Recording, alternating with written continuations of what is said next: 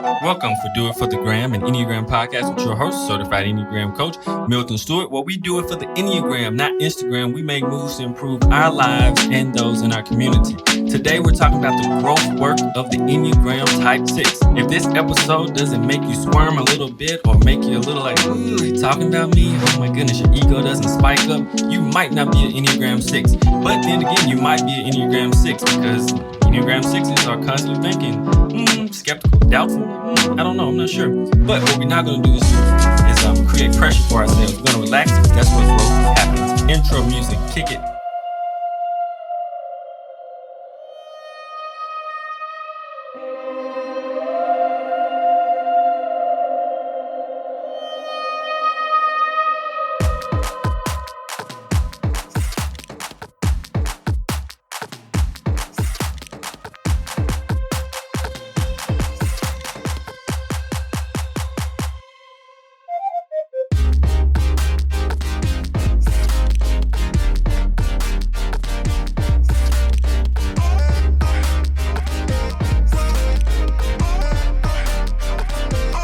All right, so the attention and the focus for the Enneagram 6, because we're starting these off a little different. And also remember, majority of my material is coming from Ginger Lapid Bogda, my Enneagram teacher's book, The Art of Typing. So the general type description for the Enneagram 6 I'm going to use here is about their attention and focus. So what do they see when they walk into a room, when they walk into a place? They usually are looking for danger. Their mind is lurking. Is danger lurking around the corners? What should I be aware of? What should I make sure I'm prepared for? Because danger is usually what their mind naturally tends to go to when they step, especially into like a unknown type of space. So it's automatically looking like, okay, all right, searching, finding, okay, safety, security. All right. So the false identity for the Enneagram 6 is false fear. So false fear for the Enneagram 6 means that basically just being afraid of things that probably won't happen, or that isn't just something that they should be, or something that you should be fearful about, because the chances of it happening is slim to none, and or you just created some fear of something that has not happened. You don't know if it's going to happen, but somehow you have tricked yourself, or your ego has tricked yourself and triggered you into believing that something here you should be afraid of. And so that's why the false identity for the 6 is a false fear. It's not something that sometimes they should really be fearful about. It's this idea when the ego takes over, it's fearful, and it's just not something that they should truly be fearful for, because they have all the tools and resources they need to handle the situation. And or it just may not ever happen at all. All right. So worldview. The worldview for the Enneagram 6 is the world is unstable, unpredictable, and a dangerous place. I must find meaning, stability, and support. So for the Enneagram 6, the upside of their worldview is that the world is a little crazy. It's definitely unpredictable, and it can be a dangerous place. And so 6s usually prepare. They care about safety and security. So their mind's processing those things constantly. So that's great. That's great. That's definitely the upside of their worldview.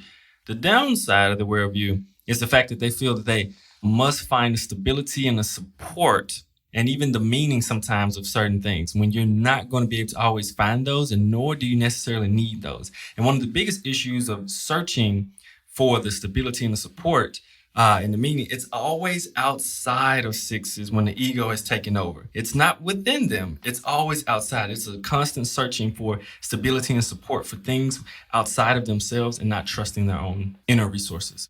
Does your workplace stink because the culture sucks? Are you tired of tolerating people and wish you could all work together cohesively? Does the mere idea of going into work give you anxiety? If you said yes to any one of these, you should probably quit your job. But since you're not going to quit your job, you should contact Kaizen Careers.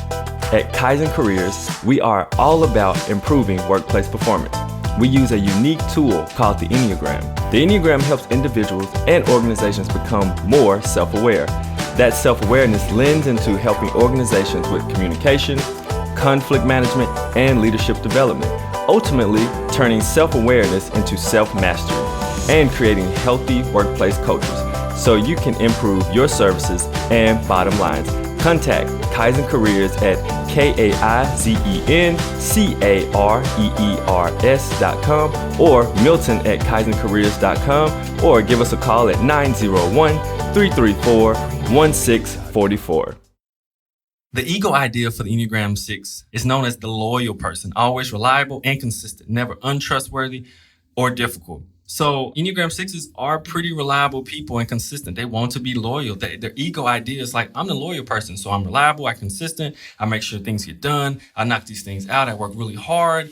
And usually for someone else or something else, and not necessarily just for themselves, I'm working for all these different people. I'm doing all these different things to accomplish them. You can count on me. The other part is that never being untrustworthy or difficult. So now that's just not true. We're humans. And so even if we like polarize ourselves as one thing, that doesn't mean that's us. I'm a reliable person. That doesn't mean you haven't been untrustworthy in your life. That doesn't mean you haven't been difficult either in your life. And so for Enneagram 6, if they feel that leadership is somehow not doing what they're supposed to do, or a leader shouldn't be a leader, Enneagram 6 can be very difficult for them, especially the counterphobic 6. Also, untrustworthy, that is something else that happens in different situations. When the ego is triggered for Enneagram 6, if they allow the fear to take over, they can be very untrustworthy to the very friends that they wanted to friend in the beginning because their ego has taken over. Unmet longing. So the unmet longing for the Enneagram 6 is to be able to fully trust themselves, others, and their environment. So this is huge. What sixes really want deep down is to fully trust themselves. So they want to be able to say, I can trust myself to make this decision. I can trust myself and have the confidence to do the things I actually want to do and strive and achieve the things I want because I trust that I can do it for myself. And then they also want to be able to trust others. Being known as the loyal person is important because not only do they want to be loyal to other people, they want people to be loyal to them. It's a huge deal for them. And so they really want to be there, fully trust them, not to feel like, oh, I like you as a friend, but I don't really trust you. That's kind of tough. And it makes it tough on the relationship, especially the other person. And then they want to be able to trust their environment. They want to know that they're secure and safe in their environment. Whatever that necessarily means is a different story, but being able to fully trust their environment is huge as well, so that they can actually feel like they can strive and be who they need to be in order to be successful in life or to do the things they want to accomplish in life. Thirst and avoidance.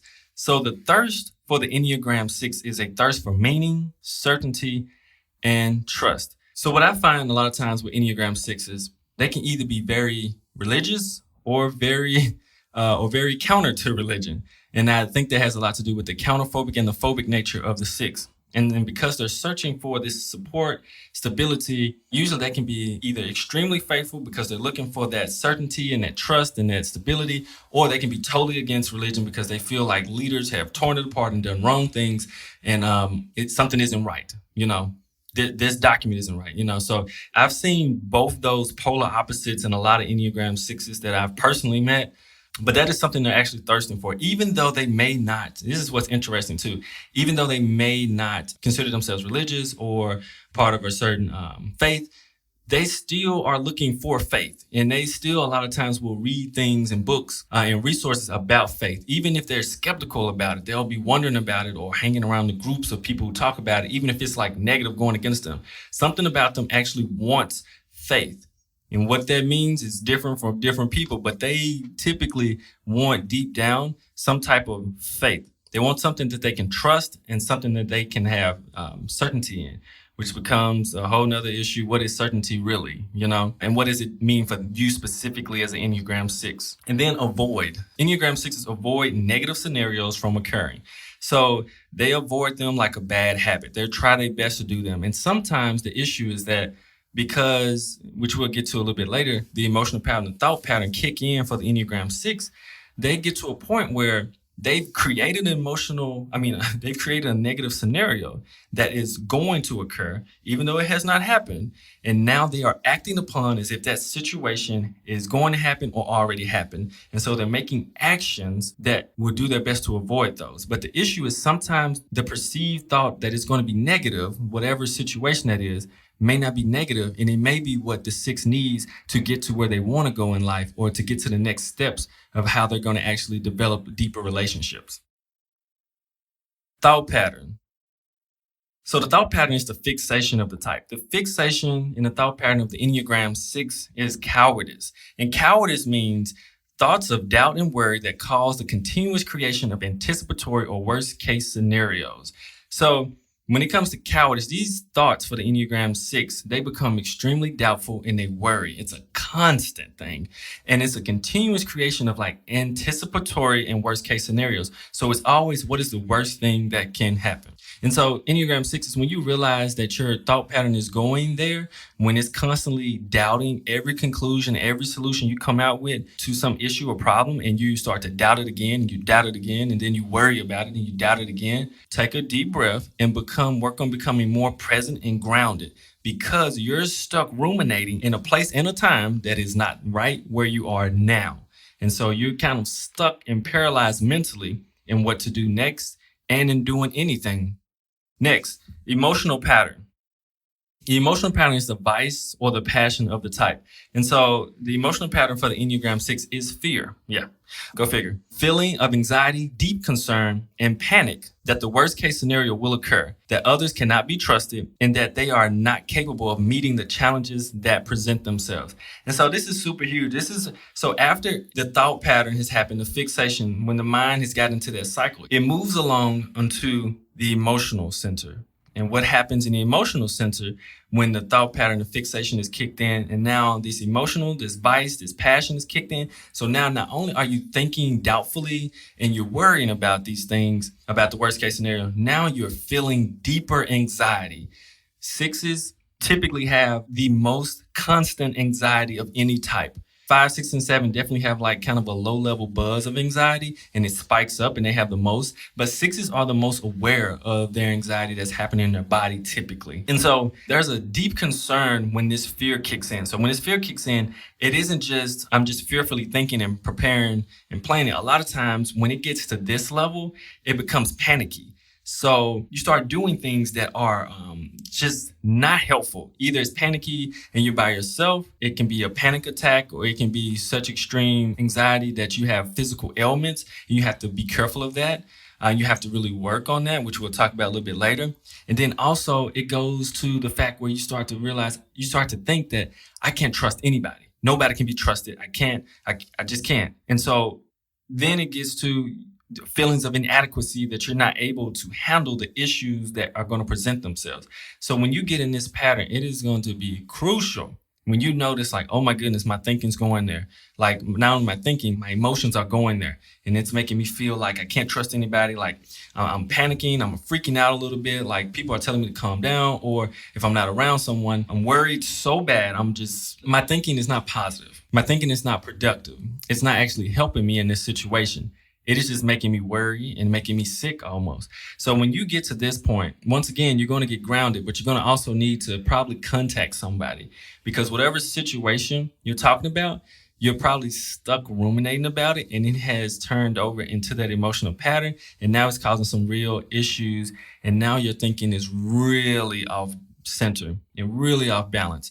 Because Enneagram 6 has the thinking center as the repressed center, even though it's in the thinking triad. So the thinking, by being repressed, it is a center that is basically counterproductive to doing what you need to do, to actually moving forward and making something positive happen. So in this situation, not only become present, if you catch yourself, you're being triggered, that fear is being triggered where you are getting panicky, you think the worst will happen, you don't trust anybody, and now you're feeling incapable of meeting the challenges life has given you. You need to find someone that you trust. You need to find someone that you have trusted in the past, though you may feel like you can't trust, and ask them different questions to help you get out of maybe the situation that you're in mentally, so you can get out of it.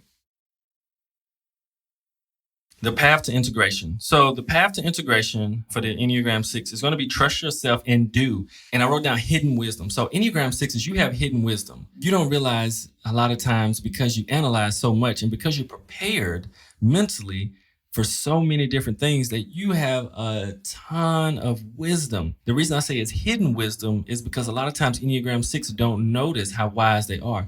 Because you're cautious and you're thoughtful and you're more meticulous than many types, and your natural tendency to go to look for and find things that could be dangerous or could be wrong or something you need just to be prepared for or ready for, you have a natural wisdom because you've already put all of the things that need to go together in your brain. So something to make sure something is safe, secure, or working out right. So you got to make sure that you understand that you have wisdom. You can have confidence in that because you're like, no, I've ran the data analysis and all of the different outcomes, and I'm pretty sure this is probably going to be the best one. Let's go for it. Let's do it. And so when I said trust yourself, you got to trust yourself because you have that hidden wisdom. You've thought about things back and forth, what could go wrong, what could go right, and 86 scenarios on how it could work, or if it does go wrong, 86 ways where you can make sure it does work. And so you're going to have to trust one of those ways because you came up with it. You don't have to go outside of yourself to make sure you can trust a decision that you're about to make, because trust me, you've thought of it long enough. You thought of the things that could go wrong. So you've prepared pretty much well for it for the most part. And then the next step is do. You've got to do. And what doing does, it helps to integrate not only your thinking center, but it helps to integrate your thinking center with your body, with your intuition, your body center. And that allows you to bring more integration into your life, because usually when the next step happens, you've already engaged your emotional center as well. Because a lot of times with sixes, these situations or issues are involved that conjure up, fear or cowardice. It conjures up from situations with people, relational issues somehow, whether it's work, whether it's outside of work, anything. A lot of times it has to do with people. And sixes typically don't have a huge problem getting necessarily to their emotions, but when they engage their body and do something with the 86 scenarios they came up with, it's going to help them also integrate the emotional center as well. So they're going to be well integrated and able to check all three centers and say, okay, now what's the best action? Well, let me check in with every center. Let me check in with my emotional center, my thinking center, and my body to see what I need to do next, and not just ruminate and get stuck in a spiral of negative thinking or a spiral of everything that could go wrong. Next, the path to growth. So act in faith that the security you seek can only be found within you. Inner guidance. So for the Enneagram 6, there is, like I said before, there's hidden wisdom, but there's also this inner guidance. There's a piece of you inside of you that is waiting to guide you to the best decisions you can make for your life and for you. And so you're going to have to be able to find that inner guidance and then work with it, train it, build it up, and be able to say, okay, let me listen to my inner guidance. What should I do? And act in faith that the security you seek can be found only inside of you. So the security a lot of times, Enneagram 6s, you're trying to seek outside of yourself can truly only be found within you. It was already put in you. You were born with it. The issue is that our personalities, we grew up and the world got twisted and we got confused and interpreted a situation or went through something that was crazy that made us forget about it, that made us forget just that deep down inside, we had some powerful things going on. And the key to us actually being connected, not only to each other and to our higher selves or to God or to the universe, whatever you believe, you have to go inside first, because that's where the amazingness is found, within you, not outside of you. You're going to be searching forever if you keep searching outside of you, and you will never find it. So you have to go within yourself in order to find it. But that only takes an act of faith. That takes leaping and knowing that when you do that work to grow inside of you, that you're actually going to be in a more secure place than you ever were when you start searching outside of yourself first. All right, practical ways to get better Enneagram 6s. First, I say this every episode, get an Enneagram coach. It is so important. I have one. So it is important because they understand the thought pattern, the emotional pattern, and the different things that you say and do. And they can help you do practical things to get out of it and help you do mental exercises. And they also can listen to you to see what's really going on and make sure that they have you on a path for growth and healing so that you can actually move forward. And when you feel yourself slipping into worst case scenario thinking, fear, cowardice, that you actually have tools and techniques to get yourself up out of it so you don't spiral too fast, because the ego is compulsive. All of us have it. And so it jumps out at different moments and things trigger us and we're like, whoa. And then it's like, hold up. Take control of my body, take control of self. I'm not going to let this ego and this personality control me. I control me, not it. And also, don't forget, if you need to get a therapist or a counselor, do it. Mental health is super real. Hopefully you have found some value in this podcast episode. You can help to keep this podcast going by supporting us on patreon.com. Patreon.com is a site where you can support content providers.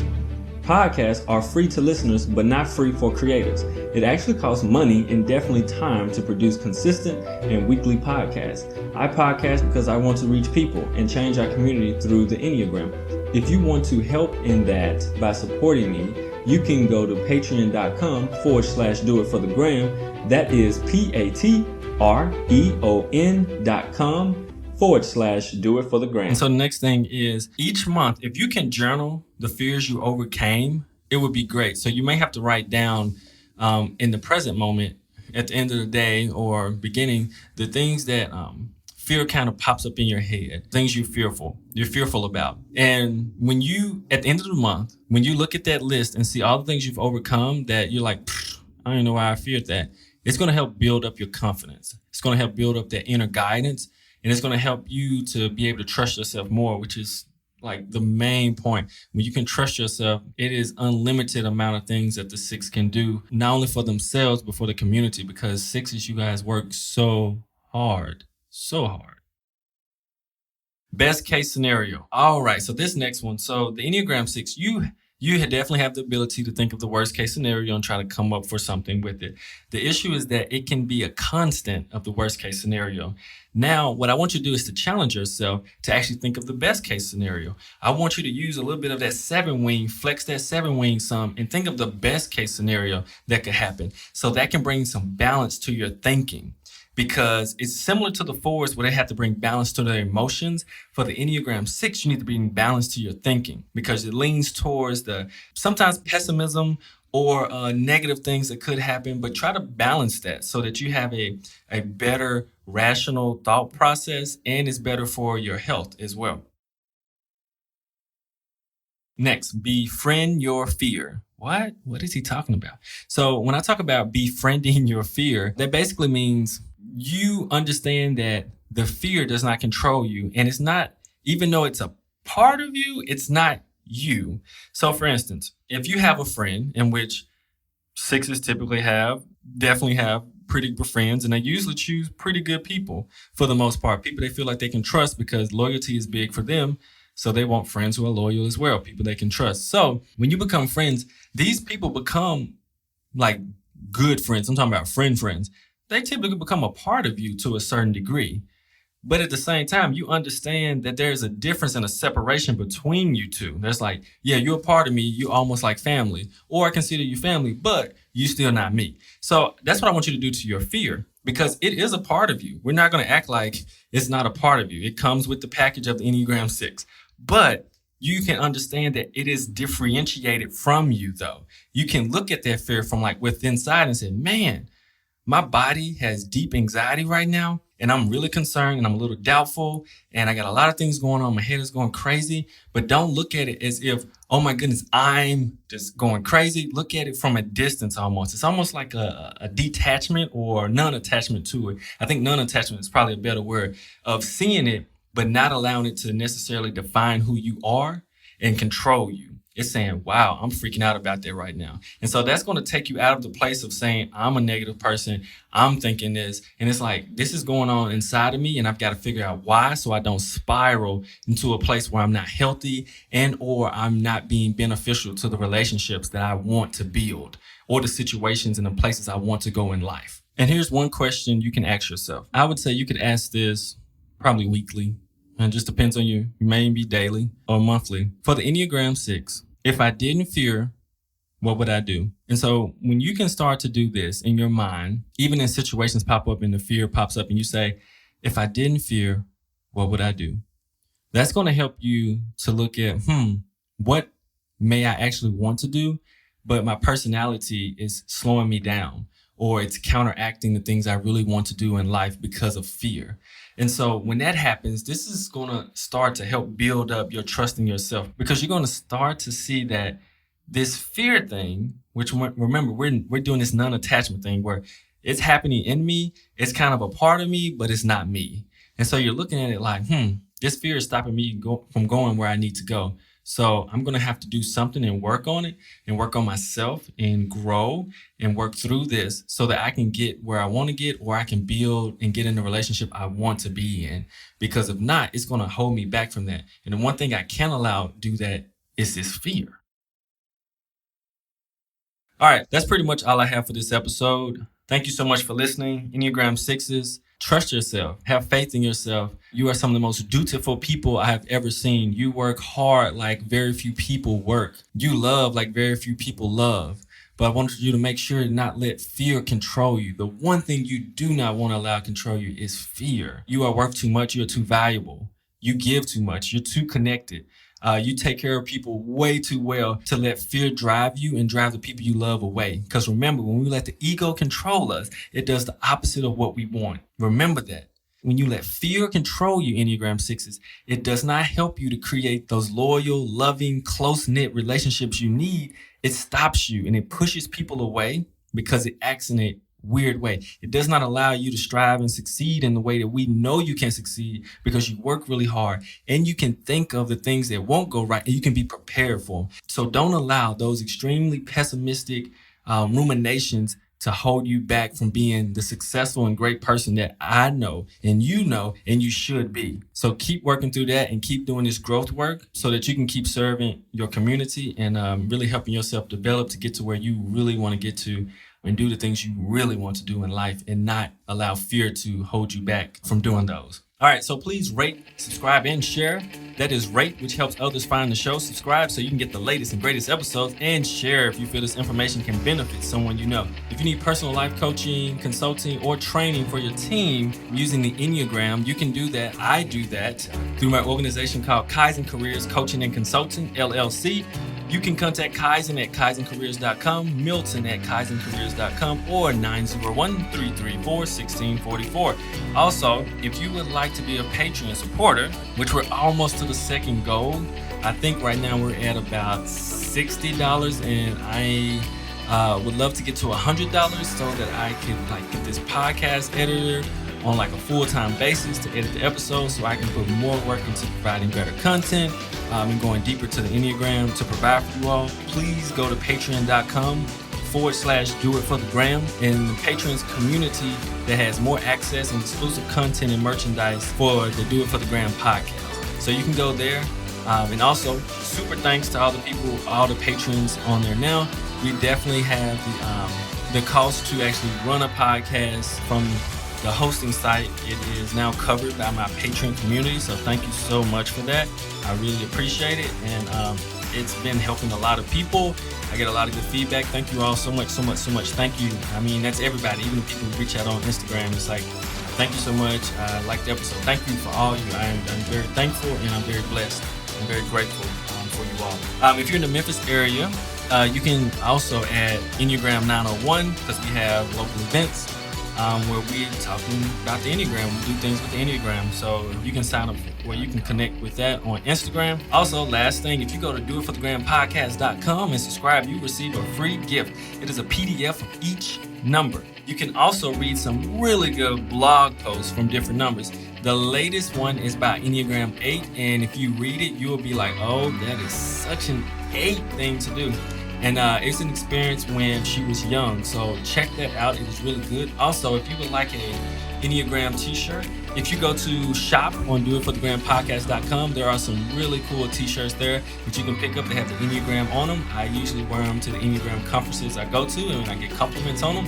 And so I'm like that cool nerdy guy with the t-shirt, but the t-shirt is fly, and I'm always looking fly, okay? But you can pick them up there, most definitely. So Enneagram 6s, when you start to get really doubtful and start to worry, you start feeling like you're not capable of really handling the challenges that are about to come, and you start to get a little panicky, stop, breathe, and make a better choice. And do it for the gram, the Enneagram, of course. All right, we'll see you next time. Bye.